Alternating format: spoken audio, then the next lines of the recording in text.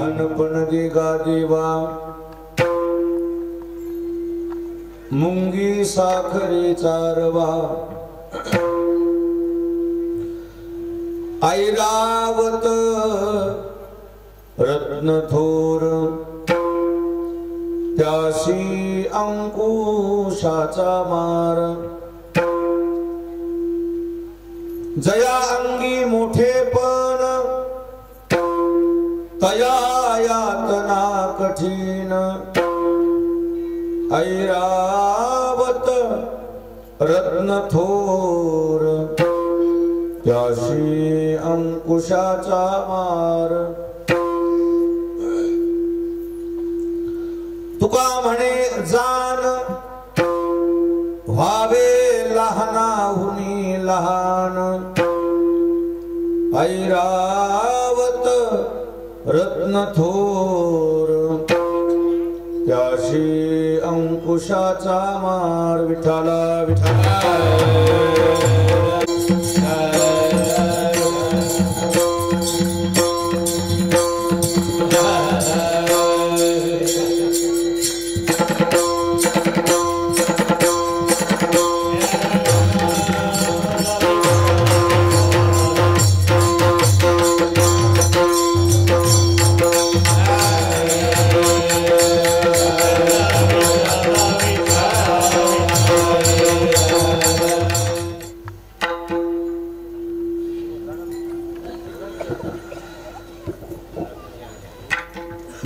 महाशिवरात्रीचा महोत्सव थोडा अभ्यास कमी करा।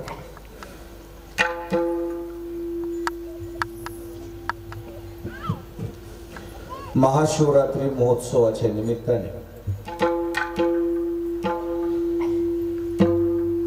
बसवेश्वर भगवंताच्या समोर समस्त ग्रामस्थ मंडळी लहान थोडा वाजवा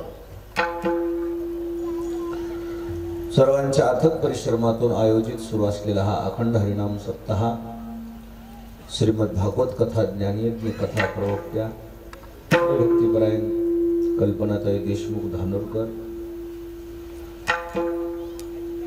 भव्य दिव्य स्वरूपात या ठिकाणी सप्ताह संपन्न होतो आहे। या प्रसंगी उपस्थित सर्व आदरणीय महाराज मंडळी, भजनी मंडळी, गुणजन मंडळी, श्रोते मंडळी, माता भगिनी, नवयुवक, छोटे छोटे बालक सर्वांच्या समोर जगद्गुरु तुकाराम महाराजांचा देवाकडे मागणी मागणारा अभंग सेवेकरता घेतलेला आहे। सद्गुरु मोतीराम महाराजांच्या मोठ्या महाराजांच्या आशीर्वादाने सर्वजण मिळून सेवा करू। विठ्ठला या कार्यक्रमासाठी माझ्याशी संपर्क केलेले माझे सहकारी धीरज महाराज जाधव आणि सर्व ग्रामस्थ मंडळी, सरपंच, सर्वच मंडळी आली होती। आज फार मोठा पर्व काळ आहे। भागवत धर्मामध्ये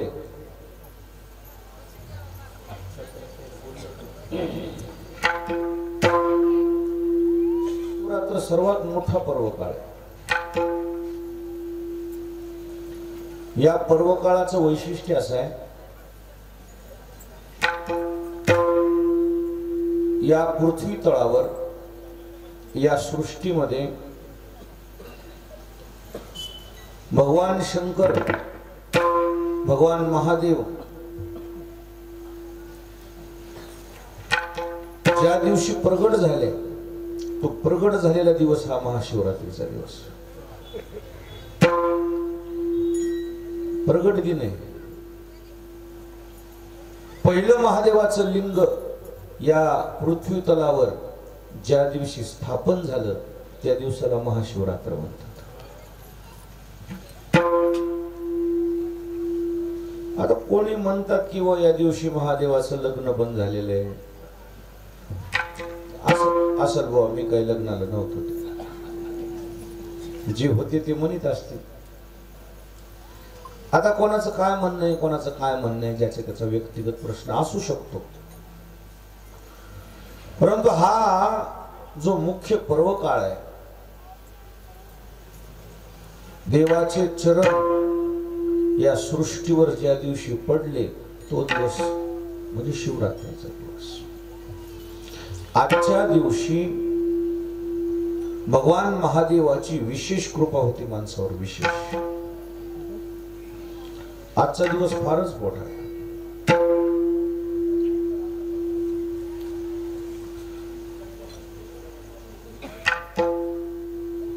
या सृष्टीमध्ये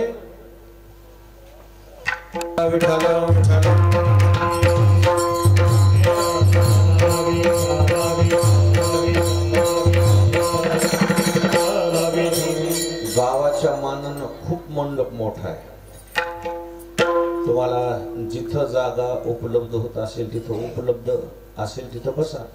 आणि शक्यतो मला वाटते लांब जरी बसले त्या मंडपात नवीन बांधले तरी मी दिसतोच आहे का नाही दिसत तुम्हाला? मला वाटते तुम्हाला आवाजाचं काही कमतरता असेल तर एखादा साऊंड तुमच्याकडे फिरवा. आवाज येतो का आपल्याला मंडपातल्या मंडळीला? मग अडचण नाही, बसा जिथं बसायचं तिथं. मी एक तास बोलणार आहे इथून पुढे. माझा अर्धा तास झाला. मी आज सकाळपासून 6 कीर्तने केली, ती 7वं कीर्तन. आता माझ्यामध्ये काही क्षमता राहिली नाही. मी तेच न गेलो कीर्तन विचार, म्हणलं बाबा हिंमत नाही माझी. सगळी मंडळी म्हटले की नाही आम्हाला तर पाहिजेच. औंढ्यातले कीर्तन, देवस्थानचं कीर्तन, संस्थांचं कमी केलं मी तुमच्याकरता, आणि तिकडचं कमी करून थोडा वेळ करून इकडं आलो. फक्त मला 1 तास शांत बोलू द्या. ज्याला जिथं जागा मिळेल त्याने तिथं बसा. आणि बाकीचे कोणी आजूबाजूला बसलेले जरी कीर्तनाला बसले नसले तरी बोलू नका. विठाला विठाला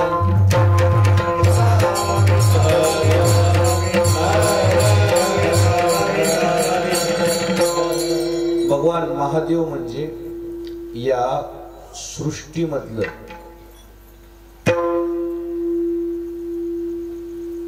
असं एक दैवत आहे की तितकं सुंदर दुसरं दैवतच नव्हतं कोणतं. कर्पूर गौरम. कसा आहे देव महादेव? कापरासारखा देव. कापूर जसं पांढरा शुभ्र असतो, या सृष्टीमध्ये देवच दोन सुरुवातीला.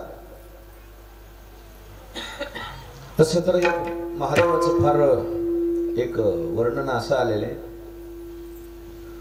14 रत्नापैकी एक रत्न लक्ष्मी ज्यावेळी समुद्र मंथनातून बाहेर आली, या लक्ष्मी मातेनं ज्यावेळेस सगळ्या देवदेवता पाहिल्या, त्या देवदेवतेमध्ये लक्ष्मीच्या नजरेमधल्या 2च देवता आहेत, एक विष्णू आणि दुसरी महादेव. बसलेली माणसं म्हणतील महाराज मग भगवान विष्णू सोबत का म्हणून लग्न केलं नाही, महादेवासोबत का लग्न केलं नाही? सगळं ठरलेलं असते देवाचं, पण एक त्याच्यातलं असं कारण आहे. महादेवासोबत लग्न न करण्याचं कारण महादेवाचे कपडे, महादेवाची वेशभूषा लक्ष्मी साहेबाला आवडलीच नाही. काय वेशभूषा होती, काय कपडे होते महादेवाचे सगळ्यालाच माहिती. भस्मवती रुंड बाळा, हाती त्रिशूळ नेत्री ज्वाळा, गज चर्म व्याक्रांभर, कंठी शोभे वासुकी हार, होते वेताळ नाचते. हे बॅकग्राऊंड आणि ते कपडे दोन्ही बी लक्ष्मी साहेबाला आवडलं नाही. दैवत आवडलं, म्हणजे कपडे हे ते विचित्र नको म्हणले. बाळा आपल्याला भगवान विष्णूच बरे आहेत. का हो? महादेवाला कसं वाटलं? तुमचं काय मत आहे? महादेवाला कसं वाटलं असेल? मीही भगवान विष्णूच्या तोडीमध्ये सुंदर असताना मला का डावललं असं महादेवाला वाटलं का? नाही वाटलं. आता हे कपडे का घालावे लागले हे काही मला फोडून सांगायची गरज नाही. हे कपडे घालायची हौस आली काय महादेवाला? कोणालाही चांगले कपडे सोडून फाटके तुटके उगाच आपले कपडे घालायचे का हौस येते का? वेळ आल्यावर घालावं लागतं तर करणार काय? बसलेले माणसं म्हणतील महादेवावर काय वेळ आली? ती वेळ आली मध्ये वेळ आणली होती त्यांच्यावर. समुद्र मंथनातून ज्यावेळेस घागर निघाली विषाची, पॉइझन निघालं,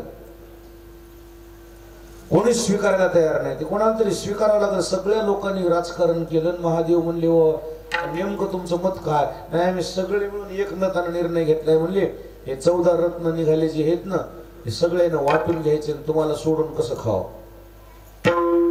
महादेव म्हणले माझं काय नाही, तुमचं नाही. मग आम्हाला वाटायला म्हणले कसं तुम्हाला हिस्सा द्यावाच नाही. म्हणजे काय माझ्या वाटेला काय? घागर आहे म्हणले. काय आहे हे काही विचारावं का? महादेव म्हणले कोणी घेत नाहीत का? मग ती मला देऊ टाका. ती घागर होती विषाची, पॉइझन. त्या विषानं भगवान महादेवाचा असा अंगाचा तहा झाला. तो तहा कमी करण्याकरता मेलेल्या माणसाच्या अंगाला राख लावा लागायची. मेलेल्या माणसाची राख थंड असते म्हणून. डोक्यावर चंद्र धारण केला, डोक्यावर गंगा धारण केली. गंगेचं पाणी थंड असते, बर्फाचं पाणी असते गंगेचं.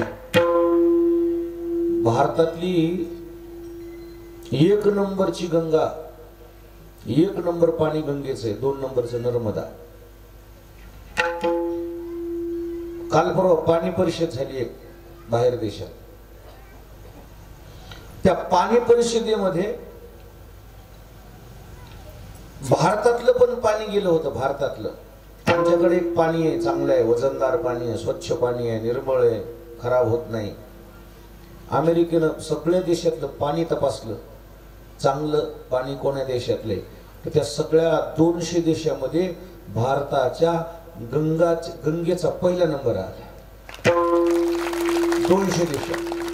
तुम्हाला नवल सांगतो, इंग्रज आलते का 150 वर्षापूर्वी, तेव्हा ते पाणी घेऊन गेले ते गंगेचं. अजूनही जशाला तसंच आहे ते पाणी. त्याच्यात आळ्या झालं नाही, त्याच्यात चाटू झालं नाही, ते खराब झालं नाही, त्याच्यावरती हे आलं नाही, विहिरीमध्ये येते ना शेवाळ आलं नाही, काहीच नाही. किती वर्षापूर्वीचं पाणी? 150 वर्षापूर्वी. भारताची गंगा नदी म्हणजे भारताचं हे जे पाणी आहे ते अमृत आहे. भारताच्या गंगा नदीचं पाणीच खराब होत नाही. नाही तर बाकीचं कुठलंही पाणी राहू द्या, ते जास्तीत जास्त वर्षभरामध्ये काय होऊन जाते. आता हे बिस्लरी पाणी, हे जे मिनरल वॉटर म्हणतात ना, त्याच्यावर तारीख लिहिलेली असते. कशाची तारीख लिहिली असते? Expire date. म्हणजे पाणी एक्सपायर होते. पण भारतात एक पाणी आहे जे एक्सपायरच होत नाही. त्या पाण्यामध्ये अमृत आहे. पाणी नाहीच आहे, ते अमृत आहे. म्हणून तर कार प्रयागराजला एवढे श्रीमंत लोक त्या गार पाण्यामध्ये जाऊन पटापट बुडायले. इडीत कसे गंगेचं पाणी येते. मी प्रयागराजला जाऊन आलो शाही स्नानाला, याच्या मागल्या. गंगेचं पाणी म्हणजे पवित्र आहे, शुद्ध आहे. गंगेसारखं भारताकडे पाणी आहे. नर्मदा नदी आहे, नर्मदेसारखं भारताकडे पाणी आहे. नर्मदा नदीचं पाणी असे, बिना पाण्याचं माणूस 21 दिवसाच्या वर वाचत नाही. पाण्यावर माणूस किती दिवस किती दिवस वाचते? 21 दिवस. 21 दिवस नंतर माणूस मरतोय. पण नर्मदा नदी